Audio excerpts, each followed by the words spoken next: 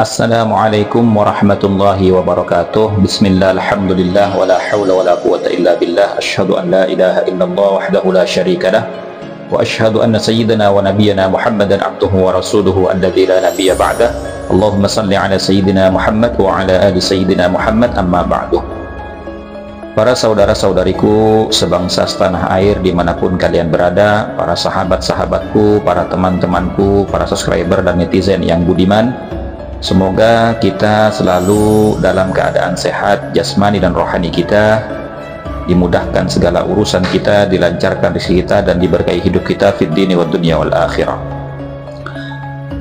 Pada kesempatan kali ini kita akan membahas tentang sejarah kelam Sultan Amangkurat Mataram Islam, yang mana ramai diberitakan di media sosial bahwasanya beliau ini adalah sosok raja yang diktator dan kejam, bahkan dikisahkan pernah mengeksekusi 600.000 ulama berikut keluarganya.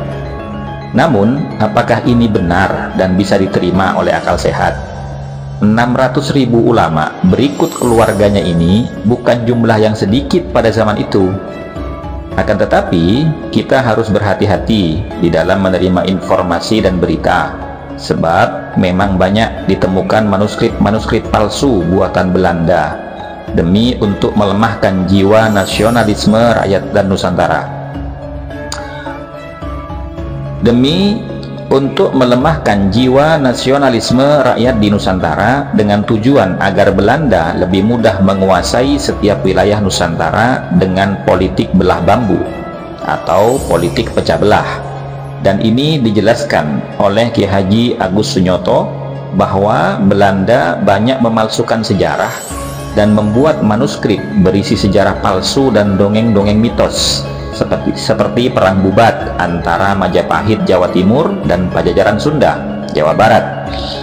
Dan pola seperti ini juga kerap dilakukan oleh antek-antek kolonialisme sampai sekarang, seperti contoh pemalsuan kitab Riyadhus Shalihin karya Imam Nawawi, pemalsuan kitab Tafsir Shawi Syarah Tafsir Jalalain oleh kelompok Wahabi, yang mana Wahabi ini adalah bentukan imperialis Barat. Silahkan cek siapa yang mendukung gerakan Wahabi memberontak kepada Turki Utsmani kalau bukan Inggris dan sekutunya. Demikian juga pemalsuan sejarah berdirinya NU, sejarah silsilah Wali Songo, pemalsuan sejarah bendera Sangsaka Merah Putih, begitu juga lambang negara Garuda Pancasila, dan semuanya diklaim oleh klan Ba'alwi. Dan siapakah di balik Ba'alwi? Siapa yang membawa mereka bermigrasi ke Indonesia jika bukan kolonial Belanda? Apa tujuan mereka? Tujuan mereka semua sebenarnya apa jika bukan ingin meruntuhkan jiwa nasionalisme dan patriotisme putra-putri bangsa ini, sehingga tidak saling percaya satu sama lain, bahkan kepada pemerintah kita dan ulama kita sendiri pun kita tidak percaya, walaupun bukti, fakta, dan realitanya bisa kita lihat, bisa kita dengar, dan perhatikan gerakan dan rekam jejaknya. Mari kita menjaga persatuan dan kesatuan putra-putri bangsa demi terjaganya NKRI, sebab jika tidak, mereka sudah jelas makar secara terorganisir tanpa kita sadari selama 20 tahun ini kurang lebih. Mari kita dengarkan klarifikasi dari Keraton Solo tentang sejarah tendensius terhadap Sultan Amangkurat Mataram Islam.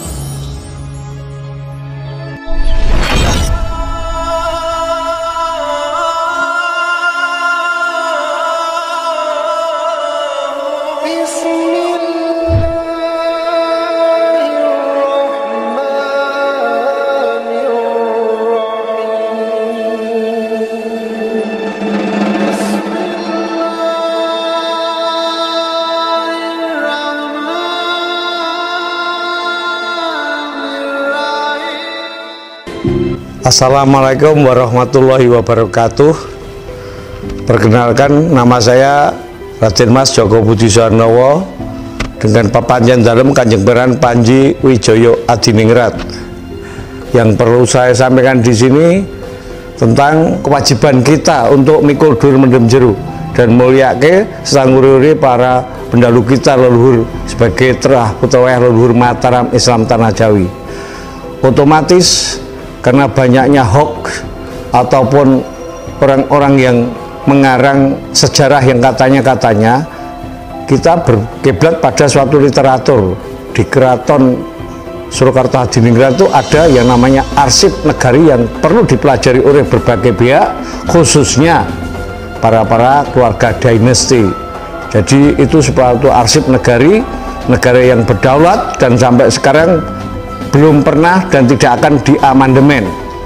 Dan itu syah menurut al-Khaliban van adat, van nasional, van internasional sebagai Khalifatul Islam di Tanah Jawa dengan cerminan adat tradisi budaya Jawa. Berkenaan dengan itu saya menyikapi tentang kedudukan leluhur kami panjenengan dalem Kanjeng Sinuhun Prabu Hamangkurat Agung Tegal Arum sebagai putra dalem Sultan Agung Hanyokrokusumo. Beliau adalah penguasa negari sebagai sultanik, tapi juga sebagai pejuang nasional bangsa kita pada saat itu. Dan putra dalem Gusti Raden Mas Saidina yang bergelar Hamangkurat Agung itu beliau bersumpah ketika ayahnya meninggal, sudah wafat, sudah surut dalam bahasa para raton. Beliau melanjutkan dan bersumpah karena apa?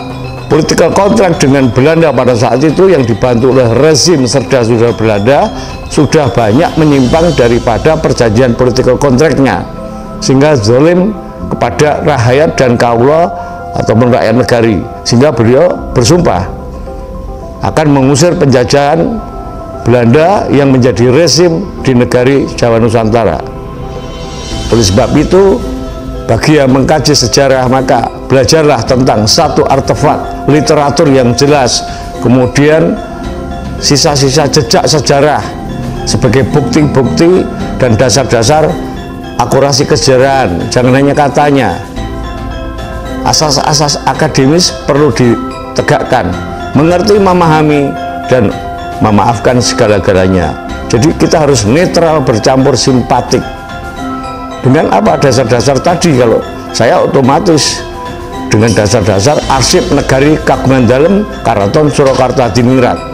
Kebetulan kami dari warga kerabat Dewan Adat Keraton Surakarta Hadiningrat. Itu yang perlu saya sampaikan agar kita lebih berhati-hati, agar ke depan belajar sejarah itu tidak berbalik ke belakang, tapi belajar untuk memperbaiki diri. Sebagai penguasa negara pasti mungkin ada separatis, ada pemberontak, pasti dieksekusi, tapi jangan mengatakan beliau adalah pembunuh yang keji. Saya nggak setuju. Coba buktinya dari mana? Perlu adanya arsip ataupun mungkin kejadian yang lainnya. Kita kaji bersama, jangan hanya katanya. Karena urusan genealogi genetika riwayat dalam itu jelas, bukan beliau yang nulis tapi negari. Kalau sekarang arsip negara, di Kearsipan Pusat Negara Kesatuan Republik Indonesia, seperti itu di keraton dulu. Itu yang perlu saya sampaikan untuk mengingatkan. Kalau menurut saya, mungkin tidak hanya ulama, sederek dalam juga ada yang memberontak. Jadi sebagai penguasa negara, bukan pribadi tapi dinasti dalam sebuah negara yang istilahnya berkiblat pada adat tradisi Jawa itu sendiri maupun Khalifatul Islam di Tanah Jawa sebagai Ahlus Sunnah wal Jamaah, melaksanakan sunatullah wa sunnah rasul dalam amaliyah muamalah ibadah di dalam adat tradisi Jawa yang khususnya. Itu bisa terjadi, tetapi kalau seperti hak yang diisukan itu, coba suruh aja buktikan. Mungkin 1-2 termasuk Kiai Mangir, itu juga ponaan dalem, sederek dalem yang sudah menjadi menantu dalem. Kenapa tetap dieksekusi? Kita lihat sejarahnya yang benar. Karena mengganggu ketentraman negari. Jadi beliau bukan karena pribadi. Putri kesayangan yang menjadi istrinya Kiai Mangir itu mesti kesayangan beliaunya yang sudah hanggar bini. Kenapa tetap saja dieksekusi dalam pengampunan? Itulah perjuangan beliau dalam mempertahankan dan menguncarakan negari. Jadi beliau mengesampingkan kepentingan pribadi di atas segala-galanya.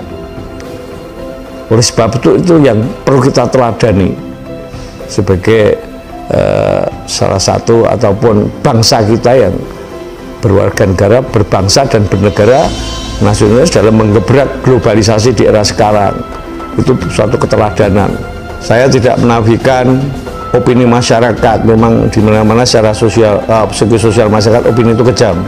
Tetapi kalau bangsa ini sebagai sebuah bangsa yang beradab, punya subosito totor koma, apalagi wong Jawa, orang bangsa timur yang punya sopan santun, ketatakramaan, cobalah mengintrospeksi diri, jangan hanya membuat isu-isu yang kejam dan tidak bertanggung jawab dengan menyebar opini, hoax dan lain sebagainya.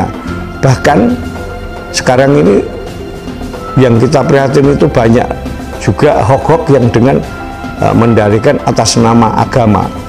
Itu sangat luar biasa. Saya sebagai ketua Khalifatul Islam di Tanah Jawa juga saya kurang ini ya, jadi mau dikaji lagi ini karena kita negara yang berketuhanan yang maha esa dengan perikemanusiaan yang adil dan beradab dan seterusnya.